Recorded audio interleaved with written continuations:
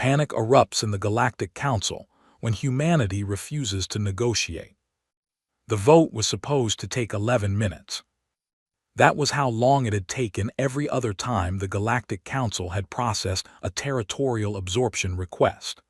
11 minutes for the formal reading, 4 minutes for the responding species to acknowledge receipt, and then a short procedural window during which the species in question was expected to signal their intent to comply. The whole thing was designed to feel inevitable, because it was. The Council had run this process 47 times across 2 centuries, and it had never once gone differently. The human delegate, a man named Arden Voss, was 53 years old, had been a deep space logistics coordinator for 20 years before entering diplomatic service, and had the kind of face that suggested he had personally resolved a very large number of problems that other people had assumed were unresolvable.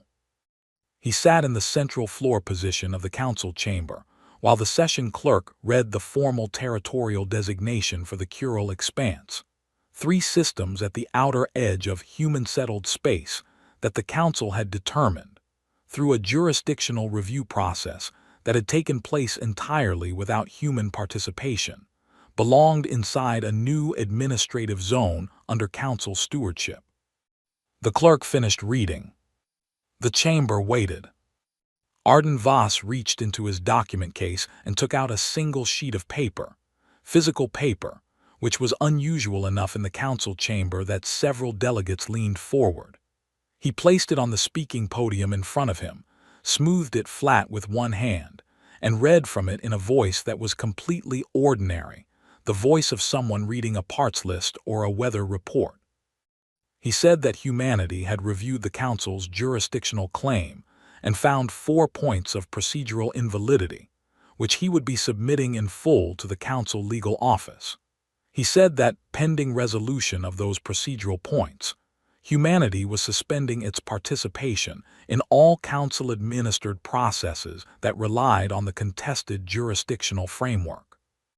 He said this suspension applied immediately and would remain in effect until the procedural questions were answered in a forum that included human legal representation.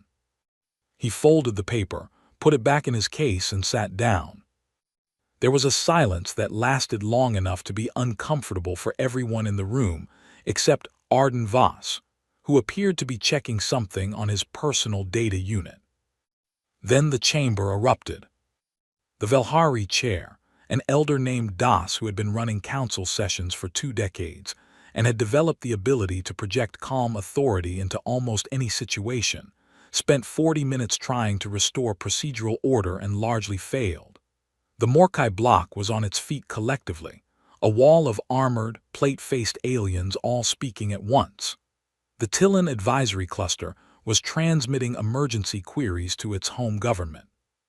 2 smaller species were trying to access the Council's legal archive simultaneously, which crashed the chamber's shared database terminal and produced a soft chime of failure that was almost funny in context.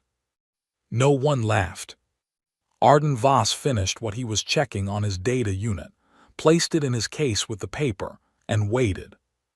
What he had submitted to the Council legal office was not, as several delegates initially assumed, a delaying tactic. The 4 procedural points he had identified were real, specific, and sourced entirely from the Council's own legal charter, 3 of them from amendments that the Council had passed in the last 30 years and had not fully reconciled with their older foundational documents. Human legal teams had spent the better part of 2 years finding them. They were not loopholes. They were genuine conflicts in the Council's own rules, the kind that accumulated in any large legal framework over time and were never cleaned up because no one had ever needed to use them before.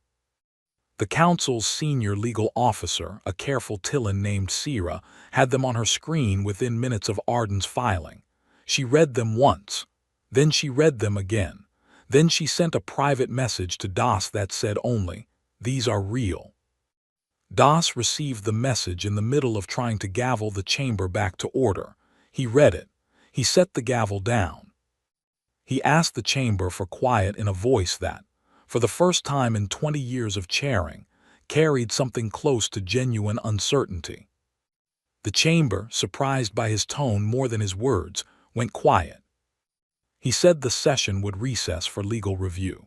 He said the council's legal office had flagged material that required examination before the process could continue. He said the recess would last no longer than 10 standard days.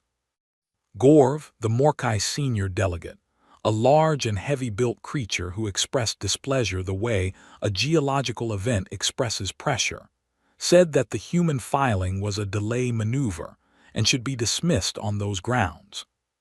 Sira, from her station in the legal advisory tier, said that the filing could not be dismissed on procedural grounds because it had been submitted through correct procedural channels and contained internally valid citations. She said dismissing it without review would itself constitute a procedural violation, one that the human delegation would be entirely entitled to cite in any future legal challenge. Gorv sat down. He did it slowly, which somehow made it more emphatic than if he had done it quickly. Arden Vos watched this from the central floor without expression. Later, back in the human diplomatic section of the station, his aide asked him what happened next. He said what happened next was that the council spent 10 days reading its own rules very carefully, and that reading your own rules carefully was almost always inconvenient when you had been ignoring pieces of them for decades. His aide asked if that was enough to win. Arden said winning was not the right word for what they were doing. He said they were establishing a surface, a floor under the conversation, made of the council's own legal text, that could not be removed without the council dismantling something it needed to keep standing. His aide looked at him for a moment, and then said that sounded like a very long game. Arden said yes. He said humanity had been playing long games since before it had anyone to play them with. It was, he said, one of the things they were genuinely good at. Outside the viewport, Velhari Prime turned slowly in its star's light, ancient and large, and for the first time in a very long while, slightly uncertain about what came next. 31 of them were now working on the human filing, which was the most any single case had required in the office's history. The senior legal officer Sira had divided them into 4 teams, one for each of the procedural points Arden Vos had submitted, and had told each team to find the problem with the human argument, not to evaluate it fairly. To find the flaw specifically, because if there was a flaw and they did not find it first, the human delegation would use the finding process itself against the council in whatever came next. 3 days in, the team working on procedural point 2 found something. They brought it to Sira with the energy of people who have been looking for a key in a dark room and have finally touched something metal. She read their finding. She read it again. She asked them to walk her through the logic 3 times. Then she told them they had found a genuine ambiguity in the council's amendment language that could be argued either way, and that this was not the same as finding a flaw in the human argument, and that the distinction mattered enormously. They asked why. She said because an ambiguity that could be argued either way meant the council could win the legal point in a formal proceeding, but winning it would require arguing a specific interpretation of the amendment language. And arguing a specific interpretation would set a precedent. And the precedent, she had realized while reading their finding for the 3rd time, would restrict the council's ability to use the same jurisdictional framework in 4 other pending cases that had nothing to do with humanity.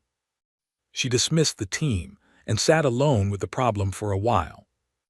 Meanwhile, in the public tiers of the council station, something was happening that no one in the legal office had anticipated.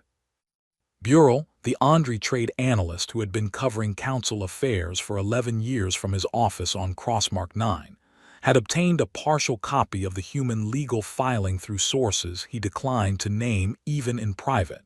He had read it. He had then written a 12-paragraph analysis that he distributed to his subscriber list, which included economic advisors for 9 council member species. The analysis did not take a position on who was legally correct. It did something more damaging than that.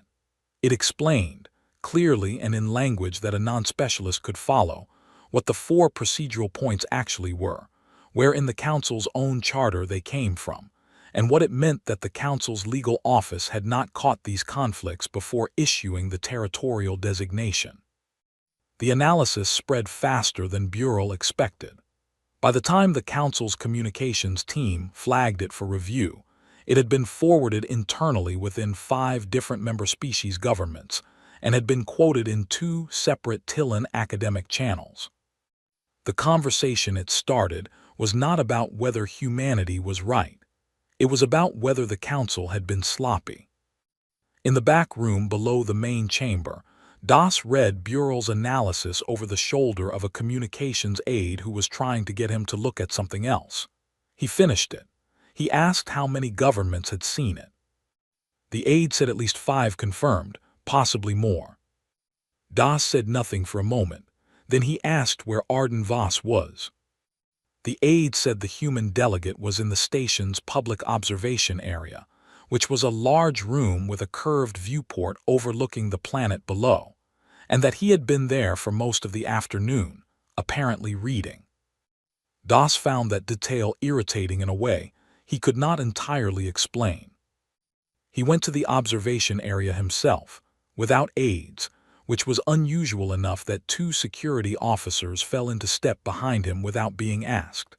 He walked to where Arden Voss was sitting in a wide chair near the viewport, a physical book open on his knee, the planet turning slowly behind the glass. Das sat in the adjacent chair. Arden closed the book without marking his page, which suggested either that he had a very good memory or that he had not been reading as closely as he appeared. Das asked him directly if the legal filing was the plan or if it was the beginning of a plan. Arden said it was a foundation. He said you could not build anything on ground that shifted, and that the Council's jurisdictional framework, as currently written, shifted depending on which way you pressed it. He said humanity had no interest in pressing it in ways that damaged the Council. They had every interest in pressing it in ways that established where the solid ground actually was. Das asked what humanity wanted the solid ground to look like. Arden said he had a document. It was short. It proposed a joint legal review, a formal reconciliation of the conflicting amendments, and a revised process for jurisdictional assessments that included representation from the species being assessed before the assessment concluded. Das said that last point would face significant opposition. Arden said yes. He said most meaningful changes faced significant opposition, which was different from being wrong. Das looked at the planet below them for a long time. It was an old world, Velhari Prime, covered in slow gray oceans and long dark mountain ranges. The Council had been built here because it was stable, old, settled. The Velhari had valued those things for as long as they had records of valuing anything. He asked Arden why humanity was doing this the slow way. Legal challenges, procedural filings, documents. Humans had military capacity. Everyone in the Council knew that, even if no one had fully mapped it. They could have made this a different kind of conversation. Arden said that was true. He said humanity could have arrived at this problem with weapons, and then whatever happened next would have been defined by the weapons. He said they preferred to arrive with the Council's own charter, because then whatever happened next would be defined by the law, and law, unlike weapons, had a way of staying useful after the argument was over. He picked up his book again. He did not open it. He just held it and looked at the planet. Das stood up. He said he would read the document. Arden said he appreciated it. He said it was short, which he had done deliberately, because short documents were harder to lose important things inside. Das walked back toward the corridor. At the door he paused, and without turning around, he asked what the book was. Arden said it was a history of infrastructure. Specifically, the building of long roads across difficult terrain. Das considered that for a moment. Then he left, and the two security officers followed him, and Arden sat alone in the observation room with his book, and the old gray planet turning in the light below, unhurried, the way old things turn. On the 9th day of the legal recess, the council received a gift. It came from a human research collective called the Voss Institute, which had no connection to Arden Voss beyond sharing a common surname. The gift was a complete dataset, 7 years of atmospheric modeling work done in partnership with the Tillin Environmental Sciences body, covering long-range climate stabilization projections for 14 planets across the Council's inner systems. The dataset was offered freely, with full transfer of rights, no conditions attached, and a short letter from the Institute director saying only that the work had been done in collaboration, and that collaborative work belonged to everyone who had contributed to it. The Council's Science Advisory Board received it. They confirmed it was genuine. They confirmed it was, in fact, the most complete atmospheric dataset of its type ever compiled. 3 Tillin researchers whose names were on the work sent private messages to their home government confirming that the human contribution to the dataset had been, in their words, the part that made the rest of it work. No one from the human delegation mentioned the gift in any official communication. It was simply delivered and left to sit. Gorv called it a bribe in the back room. Sira said it was not a bribe because a bribe implied a specific exchange, and no exchange had been requested or implied. She said it was closer to a demonstration. She said she found it interesting that the demonstration was scientific rather than military, and that it had been timed for the 9th day of a 10-day recess, and that whoever had planned the timing had understood something about how waiting works on people who are trying to make decisions. Gorv said she was being naive, and that it was obviously calculated. Sira said yes, it was obviously calculated, and the calculation was that humanity was showing the Council what kind of neighbor they were capable of being, and that the Council's leadership would have to weigh that against what kind of neighbor they were about to make them. That evening, Das read the document Arden had given him. It was 4 pages, not 3, and it was written in plain language with a directness that Das found unusual in diplomatic documents, most of which were built to obscure as much as they communicated. This one said what it meant. The joint legal review would run for 6 months. Both sides would appoint equal numbers of legal representatives.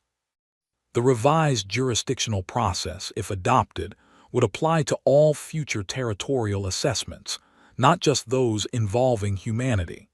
Any species under review would have representation during the assessment, not after. And at the bottom of the 4th page, in a section that most diplomatic documents would have buried in a subsection or left for a follow-up meeting, was a line that Das read 3 times. It said that humanity was prepared to provide crestite mineral access, under a formal supply agreement, to any Council member species with documented medical need for crestite-derived treatments. The Kural Expanse held the only viable crestite deposit remaining in charted space. Humanity was not offering to share the territory. It was offering to make the territory's most critical resource available to everyone who needed it, under terms that could be negotiated openly. Das set the document down. He had not known about crestite when this started. That was the fact that kept returning to him. The Council had designated the Kural Expanse without knowing what it contained, or rather knowing what it contained in mineral terms but not understanding what that meant in human terms, in the terms of living beings who depended on a compound only found there. The Council's assessment process had looked at the systems, categorized the resources, and applied the jurisdictional framework without asking the people already there what any of it meant to them. He was not sure, sitting with that, whether it was negligence or simply the predictable result of a process that had been designed when the Council was smaller, and the galaxy was less complicated, and it had seemed sufficient to catalog what a place contained without asking what a place meant. He called Sira. She answered immediately, which told him she had been awake. He asked her what she thought about the Crestite line. She said she thought it was the most important line in the document, and that whoever wrote it understood that the Council's real problem was not the legal challenge or the procedural points, or even the political pressure from the abstaining species.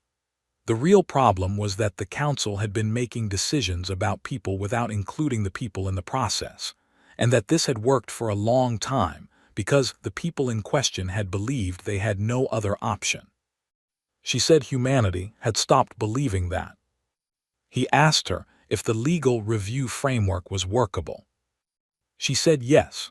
She said it would require significant internal restructuring of how assessments were staffed and timed, and that several council members would oppose it because it slowed the process down, and that slower was better than wrong, and that she had believed this for most of her career, but had lacked a clear moment to say so until now.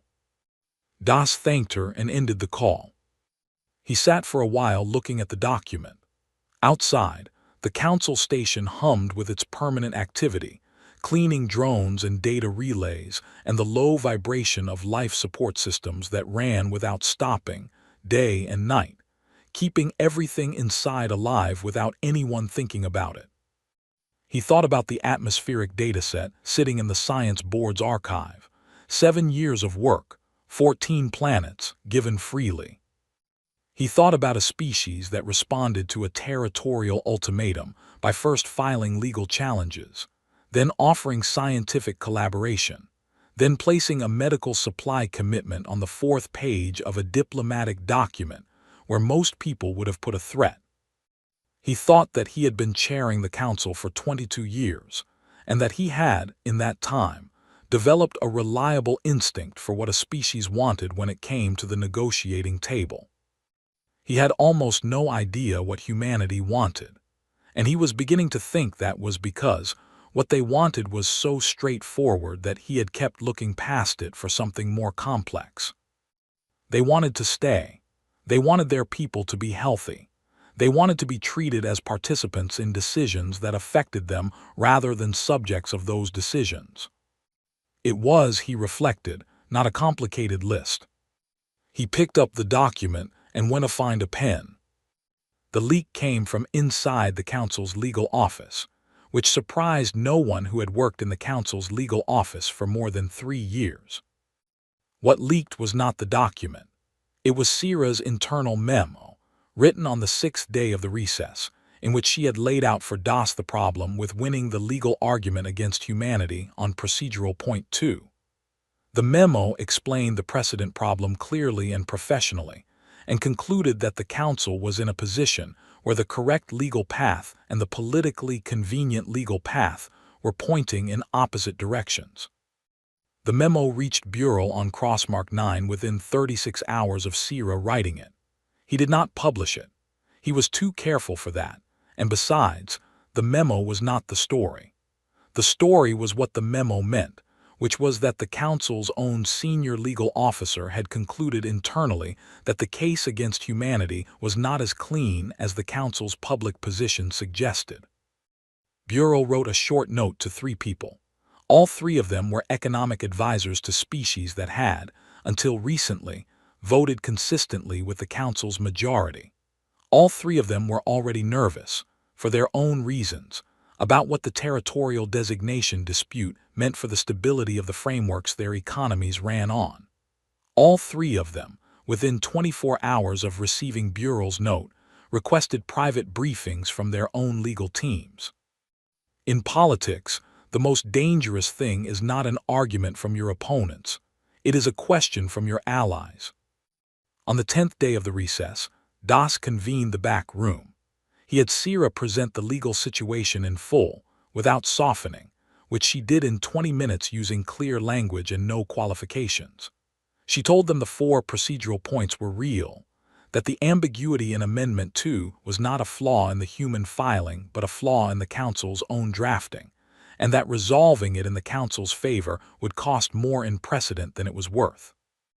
She told them the human delegation had prepared this filing for a long time, and had targeted their arguments with considerable precision, which was itself information about what kind of opponent they were dealing with. Gorv asked what she recommended. She said she recommended the council engage with the human document seriously and negotiate from it rather than against it. She said the document's legal framework was workable. She said the Crestite provision on the 4th page was the kind of gesture that the council should have made itself years ago and had not, and that accepting it gracefully was better than being seen to accept it reluctantly. Gorv said that capitulating to a species that had filed legal challenges against the council would encourage every other species with a grievance to try the same approach. Sira said that was probably true. She said she was not sure that was entirely a bad thing, which caused a silence significant enough that the ventilation system became audible. She said the council had operated for 4 centuries on the assumption that the process was the authority, and that species accepted the process because the process produced stable outcomes. She said the process had been producing outcomes that were stable for the council and increasingly unstable for the species on the receiving end, and that eventually something was going to find the gap between those two things. She said humanity had found it through legal channels, which was the most constructive possible way for a gap like that to be found. She said she would rather adjust the process now, on terms negotiated with a species that had shown considerable restraint and had not once threatened military action, than face a version of this conversation in 20 years with a species that had chosen a different approach. The room was quiet again. Das looked at Gorv. Gorv's face was doing the thing it did when he was reconstructing his position in real time, which involved a particular set of very small movements around the heavy plates of his jaw that Das had learned to recognize over 15 years of backroom sessions. Then something unexpected happened. One of the smaller delegates, a Pelhari representative named Addis who rarely spoke in these sessions and was generally overlooked because of it, said that she had read the human document and found the Crestite provision worth discussing on its own terms. She said 3 Pelhari worlds had populations with neurological conditions that had never had good treatment options, because Crestite access had always been theoretically possible and practically unavailable. She said a formal supply agreement, administered openly with the council as a party, was the kind of structural solution that made the argument about the cural expanse much less important. She said she would like to know if anyone else had read that far. Several people in the room had clearly not. Arden Voss, sitting in the human diplomatic residence 2 levels up, was at that moment eating a late meal with his aide and 2 members of his legal team. His aide asked if he thought the backroom meeting was going well. Arden said he had no way of knowing what was happening in a room he was not in. His aide pointed out that he had spent 2 years preparing for this moment and had to have some sense of how it was going. Arden said yes, but that sense was based on understanding the problem clearly, not on controlling the outcome, and that there was a meaningful difference between the two things that most people in his profession spent their careers confusing. He said the council was made of people who had their own interests and their own fears, and their own moments of recognizing something true when it was put in front of them clearly enough.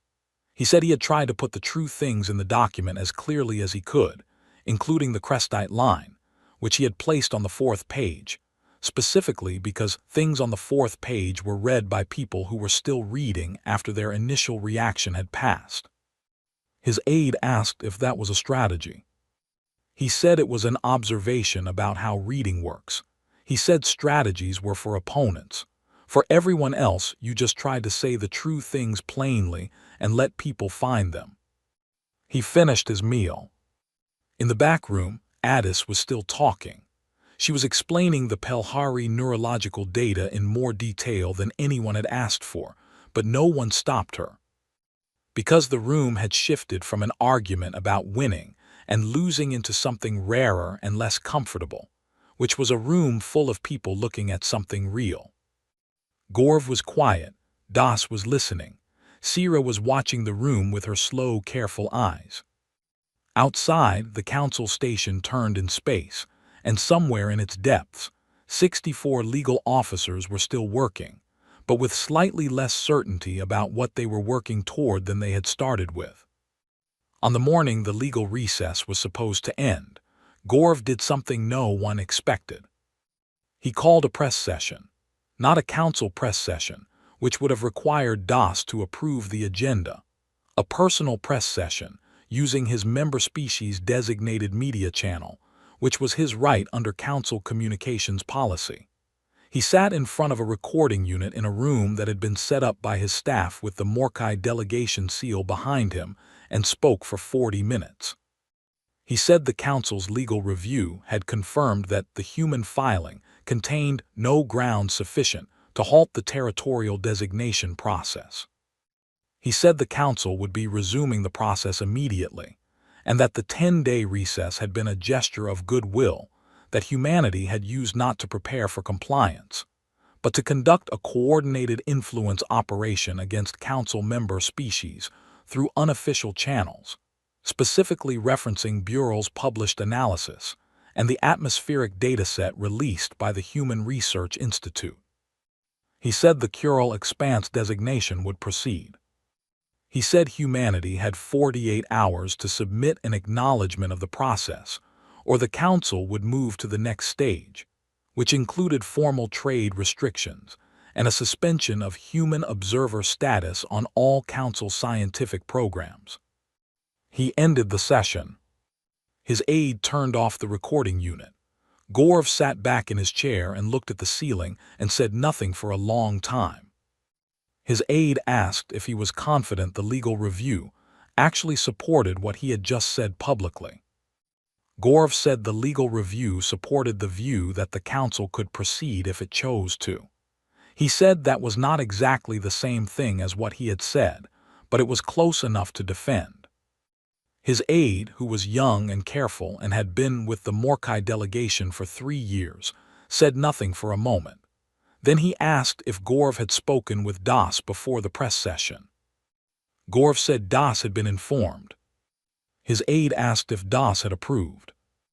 Gorv said Das had not objected within the window Gorv had given him to object, which was 4 hours, 3 of which had occurred while Das was in a session with the Tillen Advisory Cluster.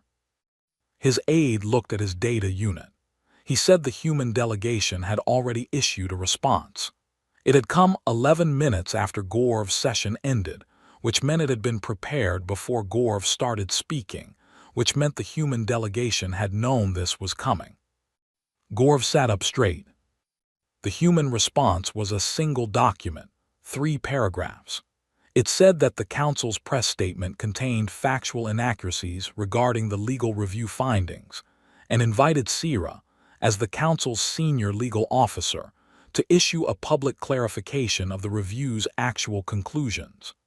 It said humanity reiterated its offer to negotiate on the basis of the document already submitted. It said that the 48-hour ultimatum was noted, and that humanity's response to ultimatums had been demonstrated recently and had not changed. That last line was the one that spread fastest through the Council station's internal networks. Sira was in her office when her terminal chimed with 6 simultaneous queries from different delegations, all asking whether she would be issuing a clarification. She read Gorv's press session transcript. She read the human response. She sat for a moment looking at her own memo, the one that had leaked, the one that now existed in the background of everything that was happening. She sent a message to Das. It said, "I need to speak with you before this gets worse." Das was already walking to her office. They met in the corridor, which was unusual, and walked together to the small conference room that had become, over the past 10 days, the de facto location of every conversation that mattered. Das closed the door. Sira said she could not publicly contradict the press session without formally breaking with the Morkai delegation's position, which would be a significant political event. She said she also could not publicly support it without making statements she did not believe were accurate, which was something she had spent her career not doing. Das said he understood. She said the human delegation had understood this too, which was why their response had asked her by name. They had created a situation where her silence was itself a statement. If she said nothing, the space where her clarification should have been would tell its own story to anyone paying attention. Das asked what she wanted to do. She said she wanted to issue a factual summary of the review findings, not a political statement, just the conclusions of the legal work, presented plainly, the way she would present findings in any other context. She said she would send it to Das for approval before releasing it, because she was an officer of the council, and that was the correct process. Das said yes. The summary went out 3 hours later. It was 6 paragraphs. It confirmed that the 4 procedural points raised by the human delegation were legally substantive. It confirmed the ambiguity in Amendment 2 and its implications. It said the review had not concluded that the territorial designation was invalid, but that proceeding without resolving the identified conflicts carried significant legal risk. It did not mention Gorv. It did not need to. Gorv read the summary in his office and then walked to Das's office, and they had a conversation that lasted 40 minutes, none of which was recorded, and at the end of which Gorv left looking like a planet whose plate tectonics had just done something unexpected. In the human diplomatic section, Arden Voss read Sira's summary and sent a short message to his legal team that said, "Well done." They had not written the summary, but they had known it existed as a possibility, the way you know a door is there even before you try the handle. They had structured the response to Gorv's press session specifically to make the door harder not to open. His aide asked him how he had known Gorv would do something like this. Arden said he had not known. He said he had understood that someone would, at some point, try to move faster than the process could support, because that was what happened when people were afraid that the process was not going to give them what they wanted. He said he had tried to make sure that when it happened, the response was already written, and the question was already asked, and the right person was already thinking about whether they were willing to stay quiet. He said that was not predicting the future. It was just building roads in directions that were likely to matter. The 48-hour window expired without a human compliance statement. Nothing happened. The council did not move to trade restrictions. Gorv did not hold another press session. The station kept turning. The legal teams kept working. Sira's summary sat in the public record, very quiet, very stable, like something that had been placed there to stay. 3 weeks after the legal recess ended and nothing had happened, Gorv asked to meet Arden Voss. Not officially. The request came through a back channel, a message from Gorv's aide to Arden's aide, with no council header and no formal designation. It said the Morkai senior delegate wished to speak privately and would understand if the human delegation declined. Arden said yes. They met in a part of the station that was used mostly for storage, which had the advantage of having no comfortable rooms that delegations had claimed for their own purposes. They sat in a maintenance corridor on 2 pieces of equipment casing that someone had left there long enough to be used as chairs.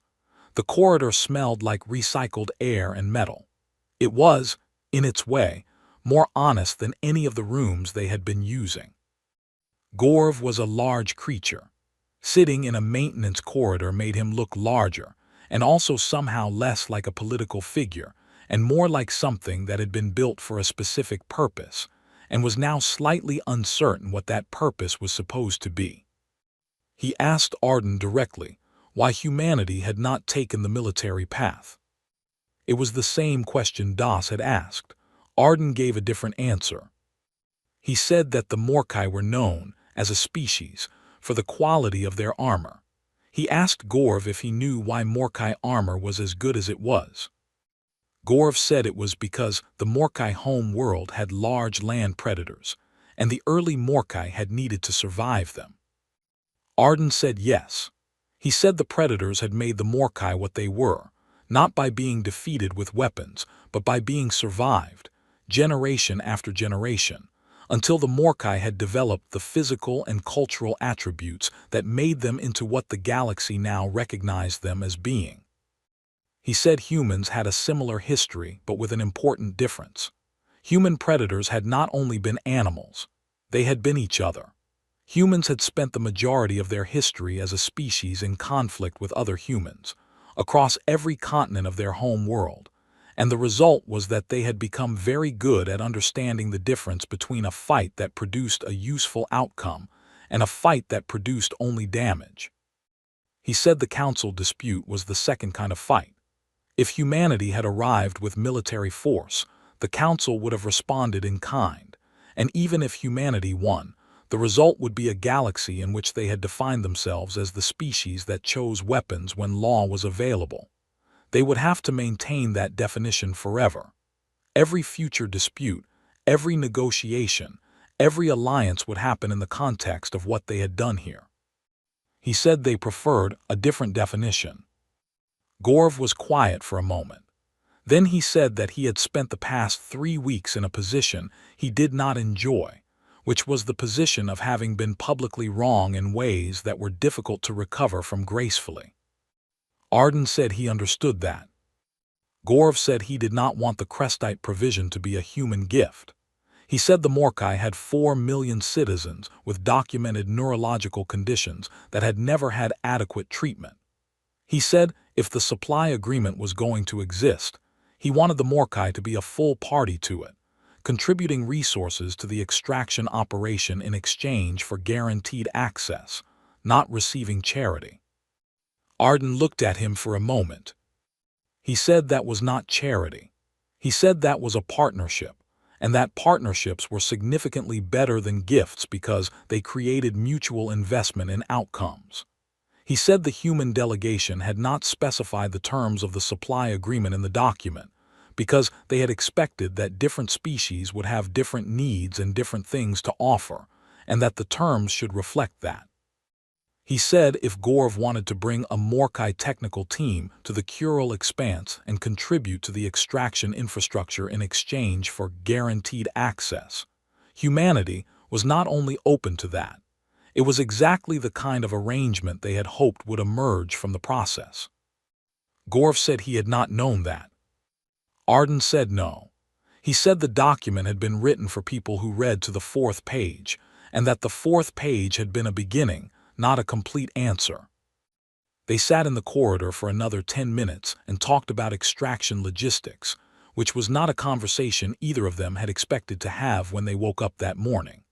Gorv knew more about industrial operations than Arden had anticipated. Arden knew more about Crestite chemistry than Gorv had expected from a diplomatic logistics coordinator. They got, by the end, to something that felt roughly like a framework for what the Morkai contribution could look like. Gorv stood up, which in the maintenance corridor meant he had to angle himself carefully to avoid the overhead conduit. He said he would speak with Das. Arden said he appreciated it. Gorv said he wanted one thing made clear. He said he had not changed his position on everything.